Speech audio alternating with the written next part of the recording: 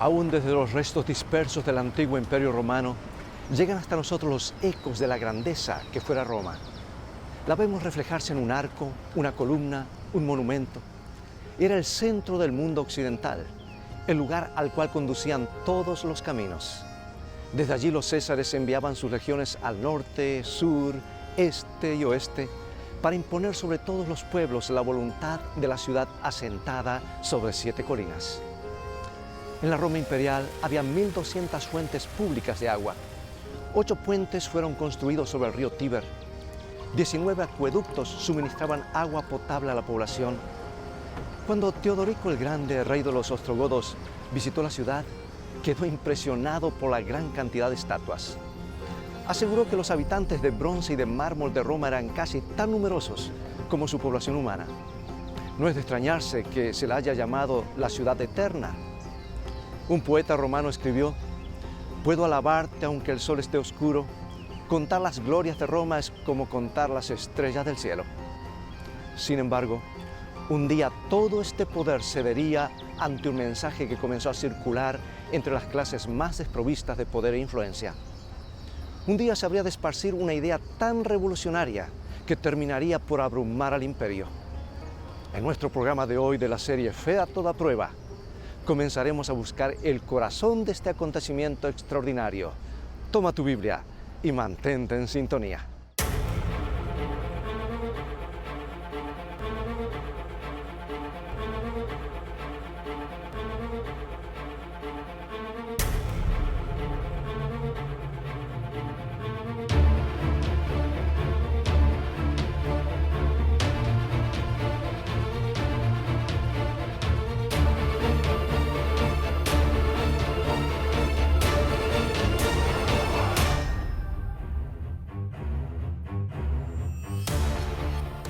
Muchos creen, siguiendo la tradición, que el apóstol Pedro estuvo preso aquí.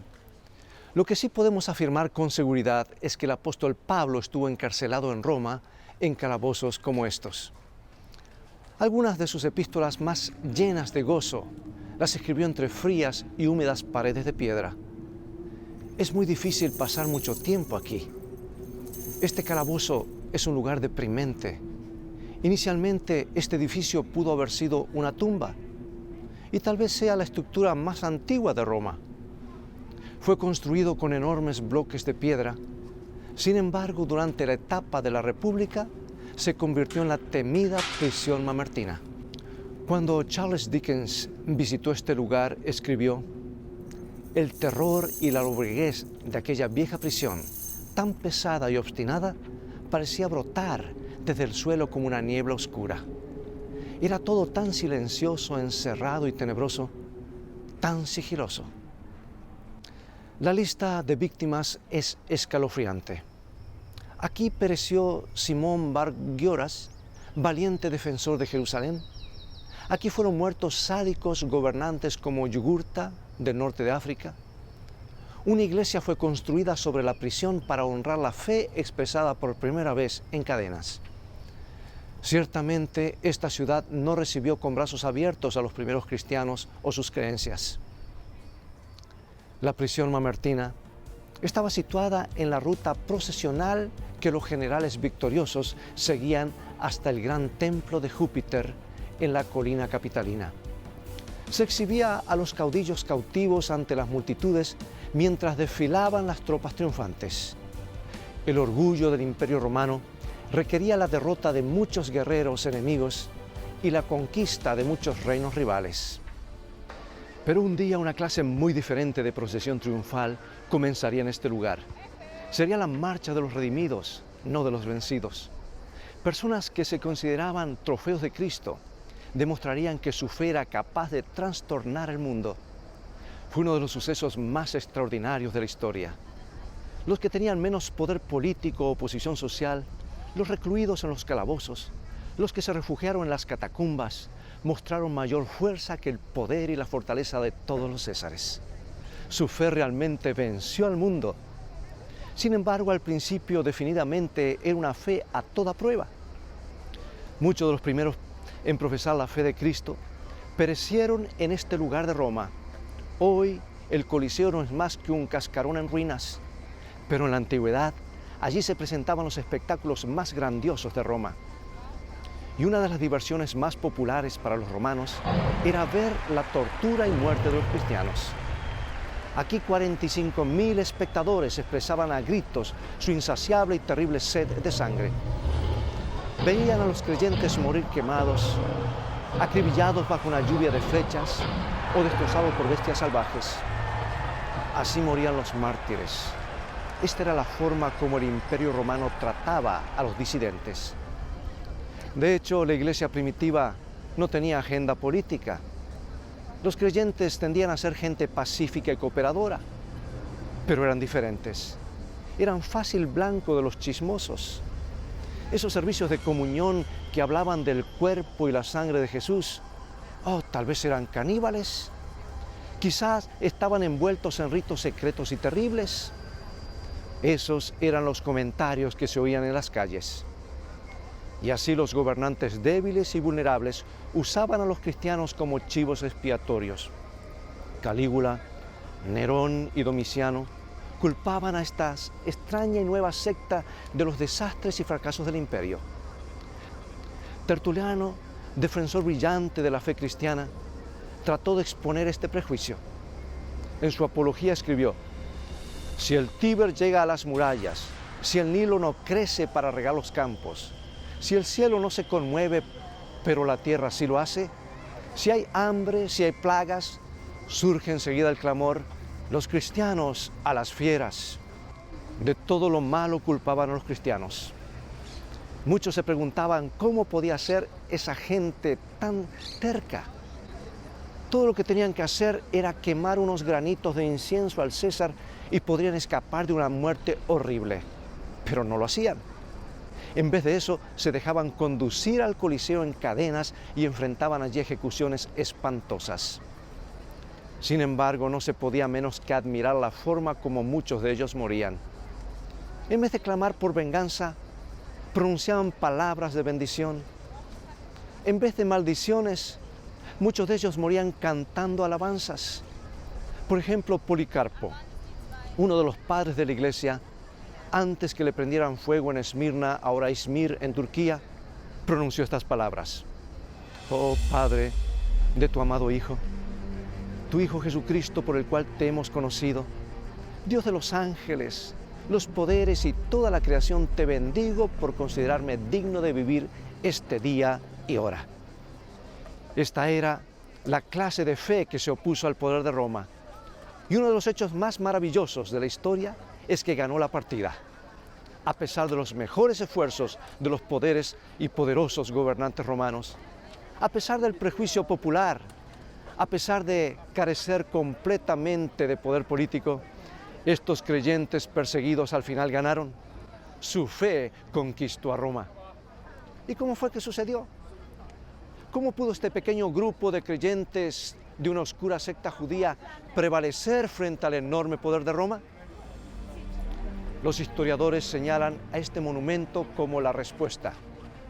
Es el arco de Constantino, construido en el año 315 después de Cristo, para conmemorar la victoria de Constantino sobre Magencio en el puente de Milvio.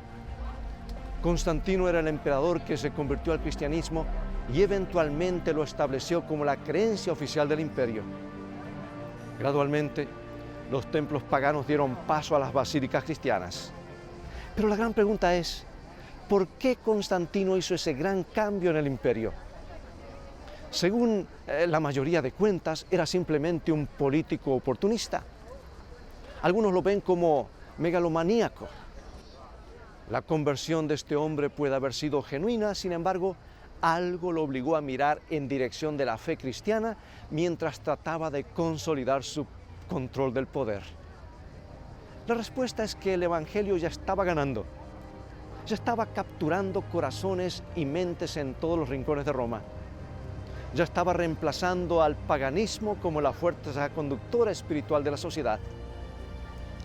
El Evangelio proclamado por esos hombres encadenados en los calabozos de Roma había demostrado ser más convincente que toda la rica tradición de la Roma imperial. Demostró ser más fuerte aún mientras los creyentes eran llevados al Coliseo para ser asesinados. Ahora bien, ¿en qué consistía ese Evangelio de los apóstoles? Por supuesto, mucho se ha escrito al respecto. Muchas tradiciones religiosas han sido establecidas a su alrededor.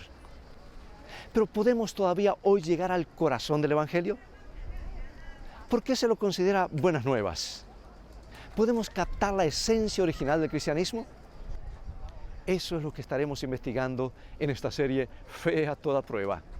Queremos averiguar cómo el Evangelio ha sido capaz de brillar a pesar de las poderosas fuerzas que intentan ahogarlo. Queremos investigar cómo puede fortalecer nuestras vidas, cómo puede brillar e iluminar nuestro día.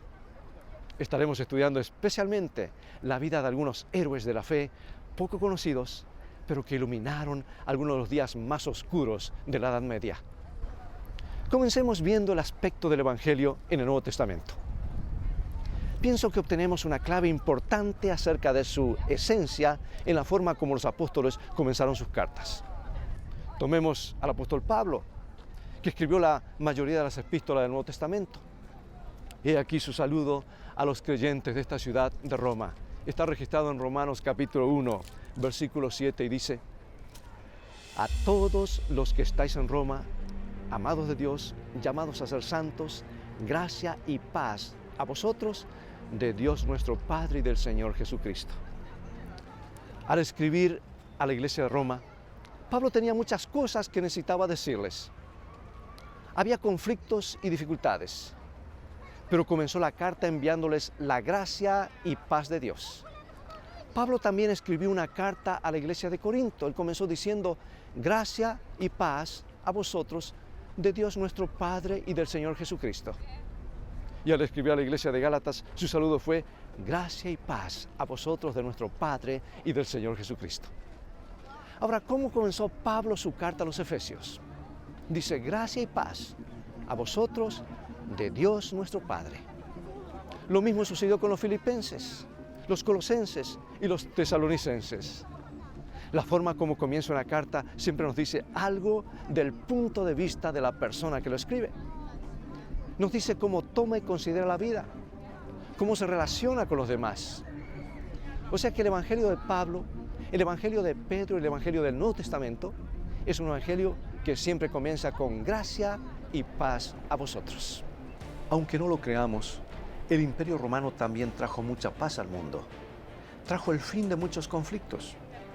Los historiadores dieron un nombre a este periodo: Pax Romana. Sin embargo, esa paz romana se basaba en una cosa: la conquista por la fuerza. Realmente la paz romana comenzó cuando ya no quedaba nadie a quien derrotar. Las legiones de los Césares ocupaban tierras desde Inglaterra hasta el norte del África. Los reyes rivales y sus ejércitos habían sido exterminados. Fueron asesinados por conquistadores como Tito. Su arco triunfal es uno de los pocos que todavía están en pie. En el interior de la bóveda todavía se pueden ver las figuras de soldados romanos que llevan el candelabro de oro con 7 brazos del templo de Jerusalén. Ese grabado conmemora la conquista de Jerusalén por el general Tito en el año 70 después de Cristo, después de una revolución judía. La ciudad quedó completamente destruida y Roma estableció la paz derramando una enorme cantidad de sangre. Jesús trajo paz al mundo al derramar su propia sangre. Fue un acto que trajo gracia a todo ser humano. He aquí lo que Pablo escribió a los creyentes en Romanos capítulo 3, versículos 21 al 24. Pero ahora, aparte de la ley, se ha manifestado la justicia de Dios, testificada por la ley y por los profetas. La justicia de Dios por medio de la fe en Jesucristo, para todos los que creen en Él. Porque no hay diferencia, por cuanto todos pecaron y están destituidos de la gloria de Dios, siendo justificados gratuitamente por su gracia, mediante la redención que es en Cristo Jesús. Lo que Pablo está diciendo es que el Evangelio coloca a toda la humanidad en el mismo plano. Todos tenemos los mismos problemas para resolver. Hemos pecado, hemos sido despojados de la gloria de Dios y no cumplimos las justas expectativas del Señor. ¿Pero qué sucede? Jesucristo dio su vida justa para tomar nuestro lugar. Llevó nuestra culpa para justificarnos libremente por su gracia. Por eso declara justos a los creyentes. Hay redención en Jesucristo, a diferencia de cualquier otro tipo de rescate antes o después. La buena noticia es que cada ser humano tiene derecho a esta redención. Todos podemos venir solo por fe. Todos somos objetos de su gracia. Nuestras dificultades nos colocan a todos en el mismo bote, pero también la solución nos coloca a todos en el mismo bote. Por eso los apóstoles pudieron proclamar: escuchad, el Evangelio ha vuelto a trazar las fronteras. Se han borrado todas las diferencias externas. Se han redefinido lo que somos como seres humanos. ¿Y cuál fue la esencia revolucionaria del Evangelio que causó tal impacto en Roma? ¿Por qué volvió este mundo imperial al revés? Es que el Evangelio proclamó que todas las relaciones humanas podrían basarse en la gracia. Aseguró que toda la sociedad podría establecerse sobre la gracia. Y aquí un solo ejemplo que se encuentra en Colosenses capítulo 4, versículo 6. El apóstol Pablo, hablando acerca de nuestro modo de expresarnos, dice: sea vuestra palabra siempre con gracia, sazonada con sal, para que sepáis cómo debéis responder a cada uno. La gracia, la esencia de todas las relaciones humanas, conmovió a la ciudad de Roma. Pero el pagano imperio romano tenía una filosofía diferente. ¿Cuál era? Este es el gran obelisco egipcio traído aquí por Calígula en el año 38 después de Cristo. Hoy se encuentra en medio de la plaza de San Pedro. Costó un esfuerzo increíble para que estos hombres pudieran arrastrar este bloque de piedra desde Egipto a Italia. ¿Por qué se tomaron tanta molestia? Porque Calígula había ganado la batalla. Era conquistador. Los monumentos del Imperio Romano eran creados para mostrar una cosa: quién estaba arriba y quién estaba abajo. Calígula pudo decir de los gobernantes de Egipto: yo estoy arriba, ustedes están abajo, soy dueño del obelisco. Lo que es más, pudo colocar el obelisco en su circo, el extraordinario anfiteatro donde las carrozas corrían y los gladiadores luchaban. Pudo presidir con esplendor sobre la muerte y la vida. En Roma, arriba y abajo eran conceptos muy importantes. Sus ciudadanos acudían en multitudes a ver los combates entre gladiadores y participaban subiendo el pulgar o bajándolo cuando veían a un pobre luchador sangrando en la arena. La relación amo-esclavo dominaba en Roma. Un sinnúmero de esclavos eran traídos aquí de todas las tierras del imperio. Todos los reglamentos eran formulados por los poderosos. Todo el trabajo lo hacían los derrotados. Este era el mundo que chocó con el Evangelio. La catedral magnífica que está frente al obelisco fue construida en honor al apóstol Pedro, el ex pescador que unió su voz al gran coro de la gracia. Su epístola comienza con las palabras: gracia y paz os sean multiplicadas. El apóstol nunca dejó de maravillarse de las riquezas de la gracia, de la profundidad de la gracia, de la forma como la gracia de Cristo abundaba para todos. Su mundo no era un asunto de dominar y someter. No se trataba de ganar o perder. No consistía en construir monumentos para celebrar sus conquistas. Consistía en vivir la vida de la gracia. Y en su mundo no había griegos o judíos, no había esclavos o libres.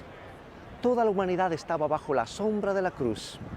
Y Pablo se dirige de nuevo a los romanos en Romanos 5, 1 y 2 y dice: justificados pues por la fe tenemos paz para con Dios por medio de nuestro Señor Jesucristo, por quien también tenemos entrada por la fe a esta gracia en la cual estamos firmes y nos gloriamos en la esperanza de la gloria de Dios. Esta gracia en la cual estamos firmes, dice. Todo un mundo está encerrado en esta frase. Los creyentes construyeron una nueva sociedad en la gracia. Una gracia que era accesible a todos por fe. ¿Y cuál fue el resultado? Esta es Santa María Mayor, una de las iglesias más antiguas de Roma y el mejor ejemplar del primer estilo usado en la construcción de basílicas cristianas en la ciudad. Durante siglos ha sido un foco principal de interés entre los peregrinos. ¿Por qué la gente viene aquí? Porque muchos desean hacer contacto con esa sociedad de gracia que fue creada en el primer siglo. El autor enfatiza cómo los cristianos no se distinguían por un lenguaje o costumbre. Sin embargo, tienen su propio tipo de ciudadanía. Aman a todos, pero son perseguidos por todos. Carecen de todo y sin embargo tienen abundancia de todo.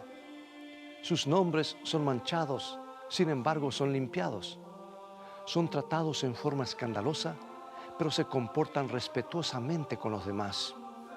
Para simplificar, lo que el alma es para el cuerpo, así son los cristianos para el mundo. Iglesias como esta fueron construidas para celebrar esta increíble gracia que los cristianos primitivos trajeron al mundo. Pero hay un problema, hay un desafío. La gracia no es un objeto que podamos poseer. No podemos preservarla como una reliquia. Si queremos que la gracia nos transforme, debemos quitarle sus ligaduras y ponerla en libertad. A veces, si la gracia no se ejercita o no se la usa, puede marchitarse y morir. Esta antigua iglesia es la Basílica de San Pablo extramuros. Constantino la construyó en el IV siglo, sobre el sitio donde, según la tradición, Pablo fue enterrado. Más tarde, la iglesia fue reconstruida y ampliada. Los creyentes deseaban conmemorar a Pablo, el gran defensor de la gracia. Sin embargo, a través de los siglos, esta iglesia gradualmente declinó y decayó. Las marismas que la rodeaban se convirtieron en pantanos insalubres. Los pocos monjes que quedaron en la basílica no molestaban a las ovejas que comenzaron a recorrer sus terrenos. En 1823, un incendio la destruyó por completo.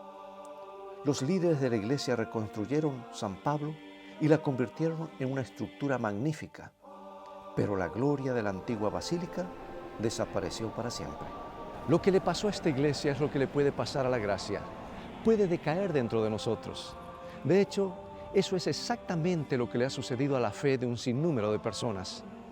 La fe que triunfó contra todas las posibilidades llega a ser solo un buen recuerdo que tratamos de preservar. El Evangelio revolucionario se reduce a una antigua historia que una vez escuchamos. Podemos crear monumentos a la grandeza original del Evangelio, pero en su interior pueden no ser más que espacios vacíos e inhóspitos. ¿Es posible que exista una sociedad de gracia todavía hoy?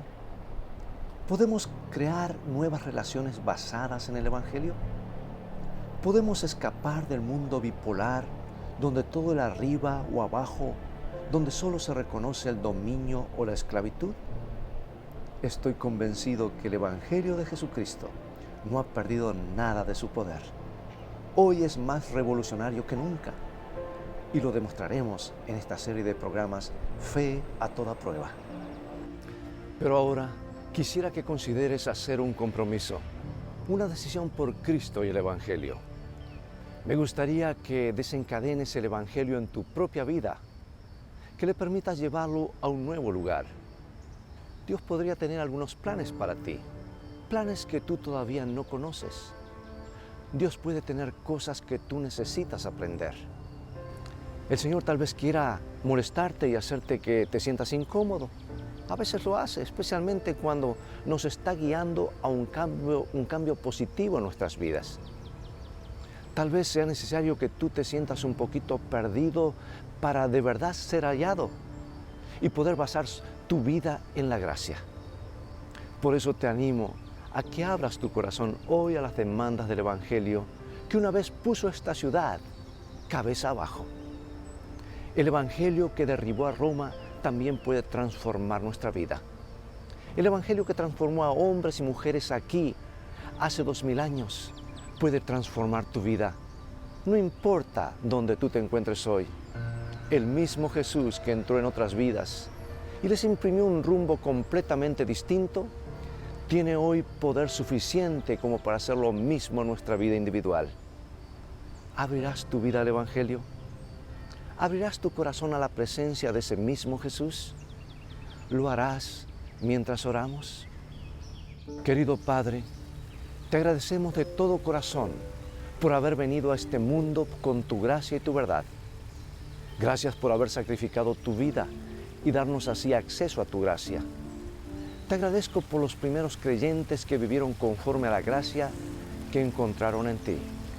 Hoy necesitamos volver a descubrir ese Evangelio para hacer impacto, para hacer frente a nuestras teorías favoritas y puntos de vista preferidos. Te ruego que nos ayudes a recibir más luz. Ayúdanos a poder brillar con más esplendor. Por favor, capacítanos para hacer impacto en este mundo. Todo esto lo pedimos en el nombre de Jesucristo, nuestro Salvador. Amén. Dios te bendiga y recuerda, escrito está, no solo de pan vivirá el hombre, sino de toda palabra que sale de la boca de Dios.